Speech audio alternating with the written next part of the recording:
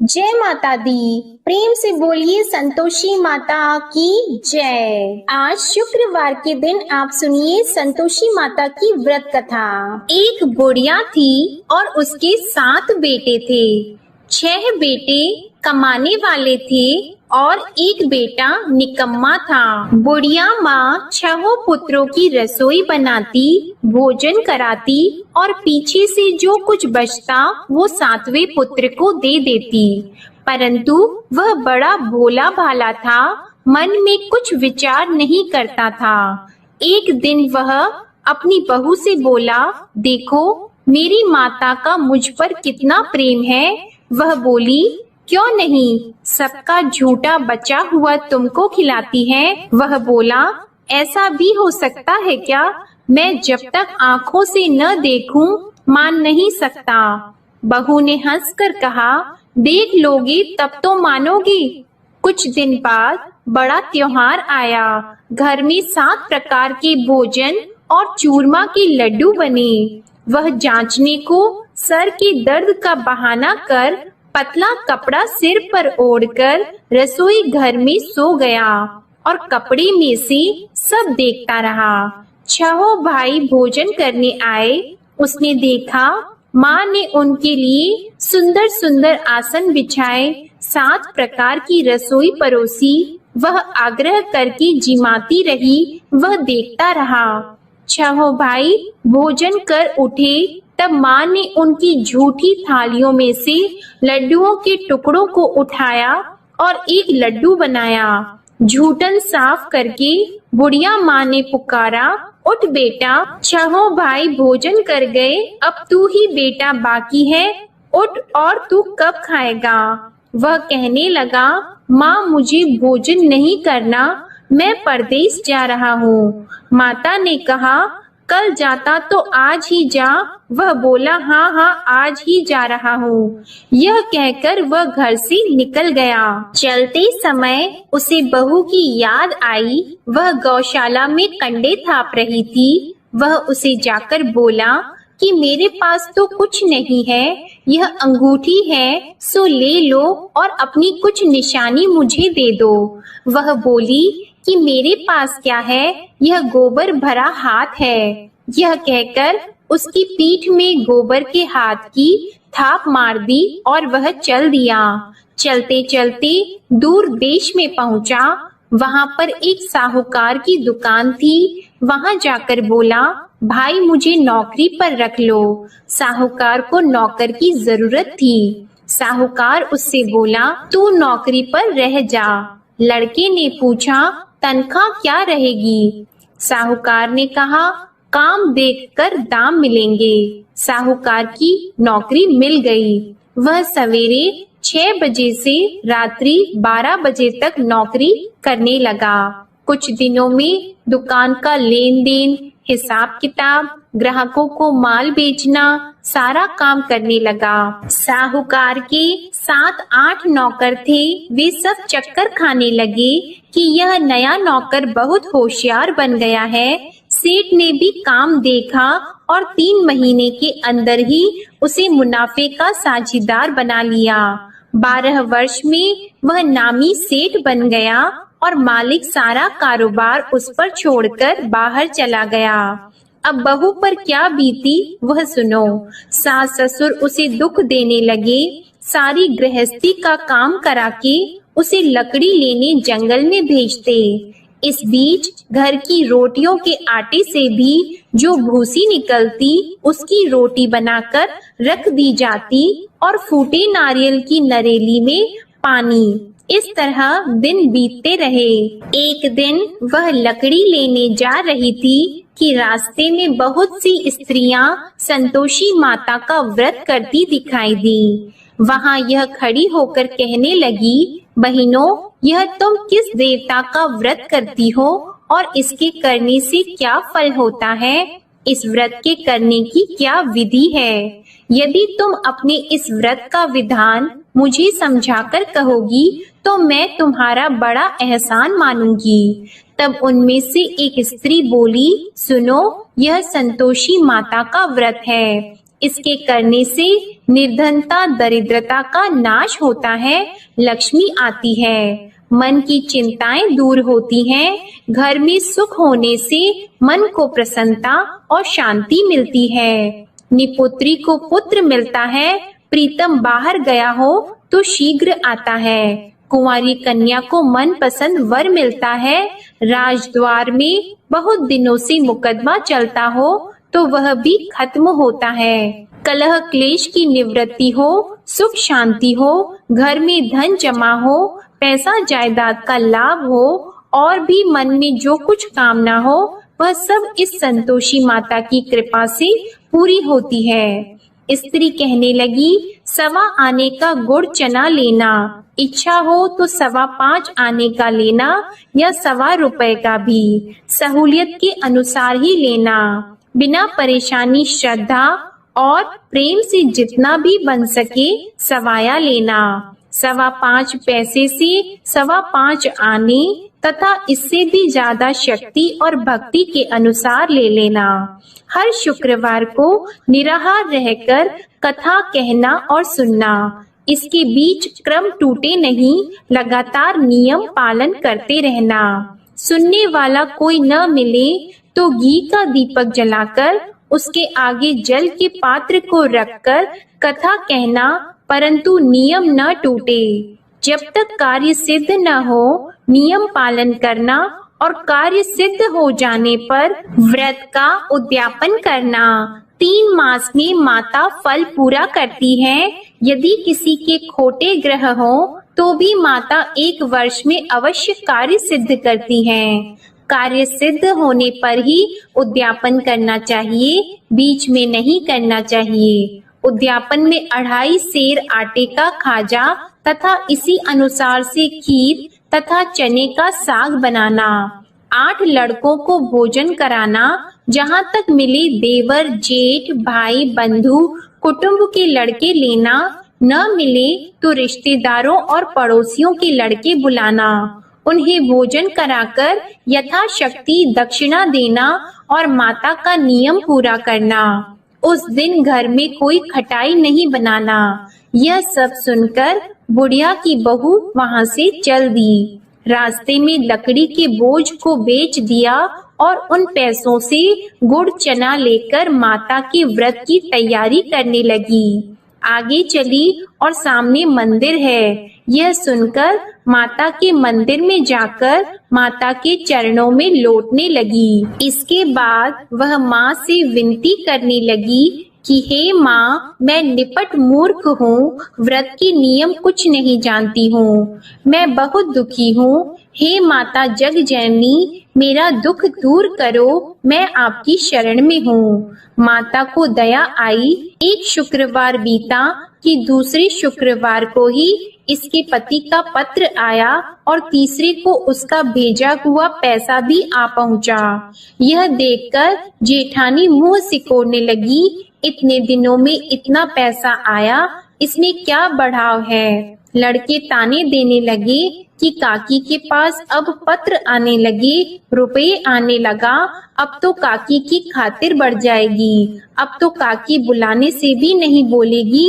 बेचारी सरलता से यह कहती है कि भैया पत्र आएगा, रुपए आएंगे तो हम सबके लिए अच्छा है। ऐसा कहकर आंखों में आंसू भरकर संतोषी माता के मंदिर में आकर मातेश्वरी के चरणों में गिरकर रोने लगी। माँ, मैंने तुमसे पैसा नहीं मांगा, मुझे पैसे से क्या काम है, मुझे तो अपनी सुहाग से काम है, मैं तो अपने स्वामी की दर्शन और सेवा मांगती हूँ। तब माता ने प्रसन्न होकर कहा, जा बेटी, तेरा स्वामी आएगा। यह सुनकर खुशी से वह बावली होकर घर जाकर काम करने लगी। अब संतोषी माँ विचार करने लगी, इस भोली पुत्री से मैंने कह तो दिया कि तेरा पति आएगा, पर आएगा कहाँ से? वह तो इसे स्वप्न में भी याद नहीं करता। इसे याद दिलाने तो मुझे ही जाना पड़ेगा। इस तरह माता उस बुढ़िया के बेटे के पास जाकर स्वप्न में प्रकट होकर कहने लगी, साहूकार के बेटे, सोता है या जागता है? वह कहता है, माता सोता भी नहीं हूँ, जागता भी नहीं हूँ, बीच में ही हूँ, कहो क्या आज्ञा है। माँ कहने लगी, तेरा घर बार है या नहीं? वह बोला, मेरा सब कुछ है माता, माँ बाप भाई बहन बहू क्या कमी है? माँ बोली, पुत्र तेरी घरवाली कष्ट उठा रही है, माँ बाप उसे दुख दे रहे हैं, वह तेरे लिए तरस रही है, तू उसकी सुध ले। वह बोला, हाँ माता, यह तो मुझे मालूम है, परंतु जाऊं कैसे? परदेश की बात है, लेन देन का कोई हिसाब नहीं, कोई जाने का रास्ता नजर नहीं आता, कैसे चला जाऊं? माँ कहने लगी, मेरी बात मान, सवेरे नहा धोकर संतोषी माता का नाम लेकर घी का दीपक जलाकर दंडवत कर दुकान पर जा बैठना। देखते देखते तेरा लेन देन चुक जाएगा, जमा माल बिक जाएगा, सांझ होते होते धन का ढेर लग जाएगा। अब तो वह सवेरे बहुत ही जल्दी उठकर मित्र बंधुओं से अपनी सपने की बात कहता है। वे सब उसकी बात अनसुनी करके खिल्ली उड़ाने लगे।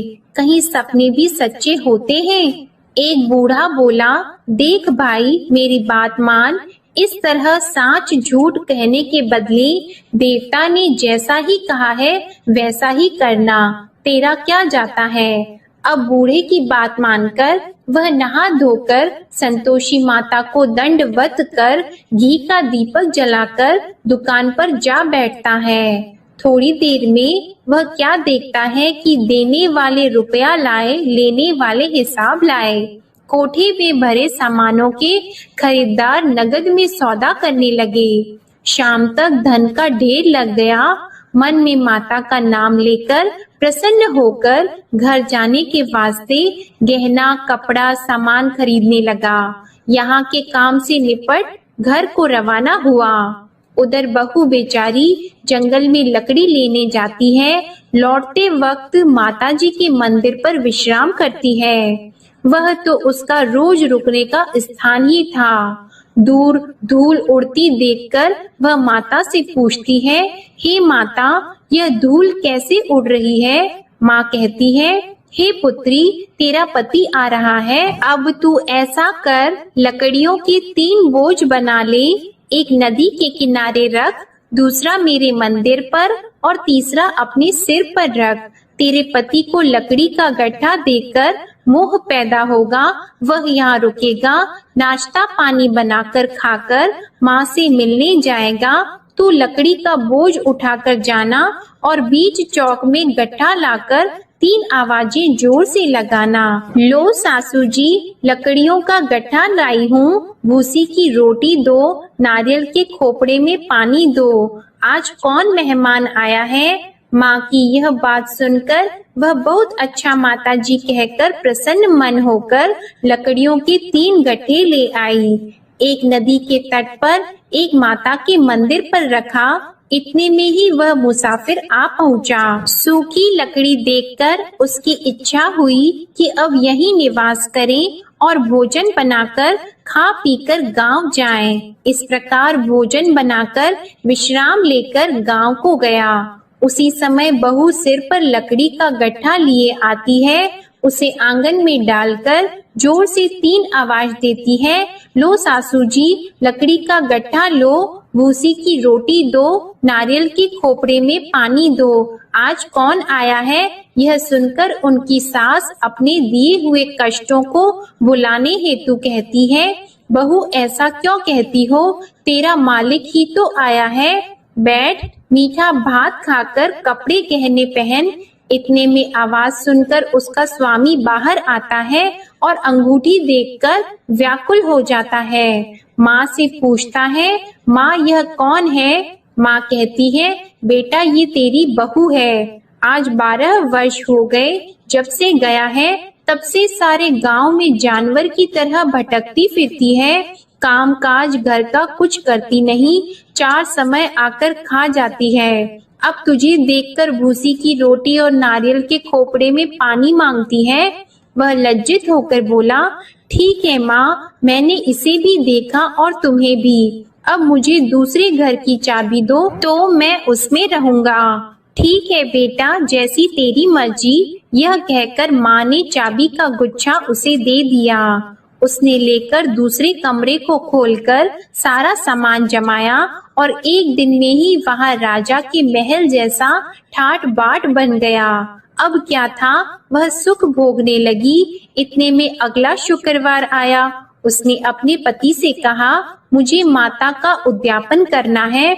उसका पति बोला, बहुत अच्छा, कर लो, अपनी खुशी से यह भी कर लो। तुरंत ही वह उद्यापन की तैयारी करने लगी। जेठ के लड़के को भोजन के लिए कहने लगी। उसने मंजूर किया, परंतु पीछे जेठानी अपने बच्चों को सिखाती है, देखो भोजन के समय सब लोग खटाई मांगना, जिससे इसका उद्यापन पूरा ना हो। लड़के खाना खाने आए, खीर पेट भरकर खाई, परंतु बात याद आते ही कहने लगे, हमें कुछ खटाई खाने को दो, खीर खाना हमें भाता नहीं, यह देखकर अरुचि होती है। बहू कहने लगी, खटाई किसी को नहीं दी जाएगी, यह तो संतोषी माता का प्रसाद है। लड़के उठकर खड़े हुए और बोले, पैसे लाओ। भोली बहू कुछ जानती नहीं थी, सो उन्हें पैसे दे दिए। लड़के उसी समय उठकर इमली लेकर खाने लगे। यह देखकर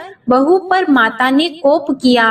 राजा के दूत उसके पति को पकड़कर ले गए और जेठ जेठानी मन माने खोटे वचन कहने लगे। लूट लूट कर धन इकट्ठा कर लाया था, सो राजा के दूत उसे पकड़कर ले गए हैं। अब सब मालूम हो जाएगा जब जेल की रोटी खाएगा। बहू से यह वचन सहन नहीं हुआ। रोती रोती माता के मंदिर में गई और बोली, हे माता, तुमने यह क्या किया? हंसाकर क्यों रुलाती हो? माता बोली, पुत्री, तूने उद्यापन करके मेरा व्रत भंग किया, इतनी जल्दी सब बातें भुला दी। वह कहने लगी, माता, भूली तो नहीं हूँ, न कुछ अपराध किया है, मुझे तो लड़कों ने भूल में डाल दिया। मैंने भूल से उन्हें पैसे दे दिए, मुझे क्षमा करो माँ। माँ बोली, ऐसी भी कहीं भूल होती है? वह बोली, माँ मुझे माफ कर दो, मैं फिर तुम्हारा उद्यापन करूंगी। माँ बोली, अब भूल मत करना। वह बोली, अब भूल नहीं होगी माता, अब बताओ वे कैसे आएंगे? माँ बोली, जा पुत्री, तेरा मालिक तुझे रास्ते में ही आता मिलेगा। वह निकली, रास्ते में पति आता मिला तो उसने पूछा, तुम कहाँ गए थे? वह कहने लगा, इतना धन जो कमाया है उसका टैक्स राजा ने मांगा था, वह भरने गया था। वह प्रसन्न होकर बोली, अच्छा हुआ, अब घर चलो। कुछ दिन बाद फिर शुक्रवार आया तो वह बोली, मुझे माता का उद्यापन करना है। पति ने कहा, कर लो। वह फिर जेठ के लड़कों से भोजन को कहने लगी तो जेठानी ने एक दो बातें सुनाई और लड़के सिखा दिए कि तुम पहले ही खटाई मांग लेना। लड़के कहने लगे कि हमें खीर खाना नहीं भाता, कुछ खटाई खाने को दो। तो बहू बोली, खटाई खाने को नहीं मिलेगी, खाना हो तो खाओ। यह कहकर ब्राह्मणों के लड़के लाकर भोजन कराने लगी। यथाशक्ति दक्षिणा की जगह एक एक फल उन्हें दिया। इससे संतोषी माता प्रसन्न हुई। माता की कृपा होते ही 9वें मास उसको चंद्रमा के समान सुंदर पुत्र प्राप्त हुआ। वह पुत्र को लेकर प्रतिदिन माता जी के मंदिर को जाने लगी। माँ ने सोचा कि यह रोज आती है, आज क्यों न मैं ही इसके घर चलूं, इसका आसरा देखूं तो सही। यह विचार कर माता ने भयानक रूप बनाया। गुड़ और चने से सना मुख, ऊपर से सूंड के समान होठ, उस पर मक्खियां भिनभिना रही हैं।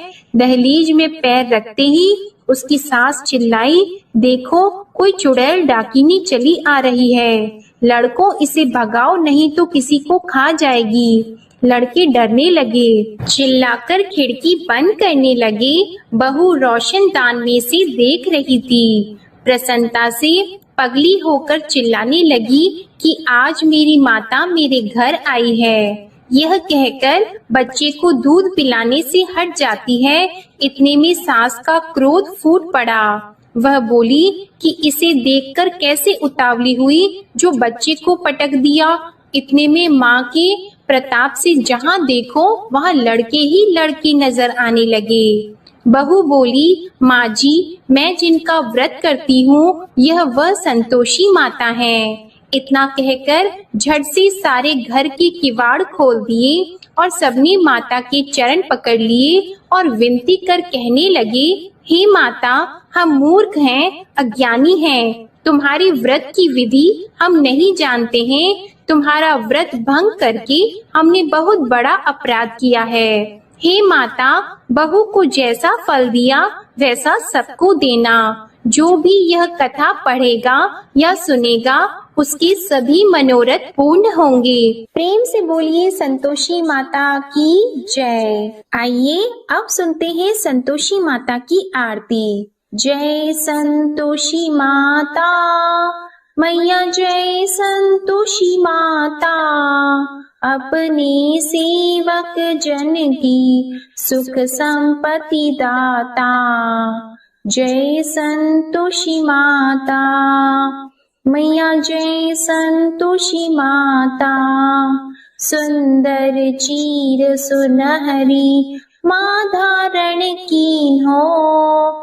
हीरा पन्ना दम के तन श्रृंगार लीन हो। जय संतोषी माता मैया, जय संतोषी माता, गेरू लाल छटा छवि बदन कमल सोहे।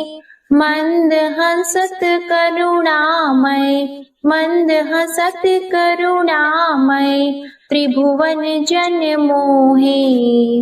जय संतोषी माता मैया, जय संतोषी माता, स्वर्ण सिंहासन बैठी चवर ढुरे प्यारे। धूप दीप मधुमेवा भोग धरे न्यारे। जय संतोषी माता मैया, जय संतोषी माता, गुड़ अरु चना परम प्रिय तामे संतोष कियो। संतोषी कहलाई भक्तन वैभव दियो। जय संतोषी माता मैया, जय संतोषी माता, शुक्रवार प्रिय मानत आज दिवस सोही। भक्त मंडली छाई कथा सुनत मोही। जय संतोषी माता मैया, जय संतोषी माता, मंदिर जगमग ज्योति मंगल ध्वनि छाई। विनय करे हम बालक चरणन सिर नाई। जय संतोषी माता मैया, जय संतोषी माता, भक्ति भावमय पूजा अंगीकृत कीजिए। जो मन बसे हमारी इच्छा फल दीजिए। जय संतोषी माता मैया, जय संतोषी माता, दुखी दरिद्री रोगी संकट मुक्त किए। बहु धन धान्य भरे घर सुख सौभाग्य दिए। जय संतोषी माता मैया, जय संतोषी माता, ध्यान धरियो जिस जन ने मन वांछित फल पायो। पूजा कथा श्रवण कर घर आनंद आयो। जय संतोषी माता मैया, जय संतोषी माता, शरण गहे की लज्जा राखियो जगदम्बे। संकट तू ही निवारे दयामयी अम्बे। जय संतोषी माता। मैया जय संतोषी माता। संतोषी माँ की आरती जो कोई नर गावे, रिद्धि सिद्धि सुख संपत्ति जी भर कर पावे। जय संतोषी माता। मैया जय संतोषी माता। जय संतोषी माता। प्रेम से बोलिए संतोषी माता की जय। आपको आज की कथा पसंद आए तो वीडियो को लाइक करके चैनल को जरूर सब्सक्राइब करिएगा और कमेंट में संतोषी माता की जय भी जरूर लिखिएगा। इसी के साथ आज आप हमारे चैनल पर आश्विन मास महात्म्य की कथा और जीवित पुत्रिका व्रत की पूजा विधि की वीडियो भी जरूर देखिएगा। प्रेम से बोलिए संतोषी माता की जय।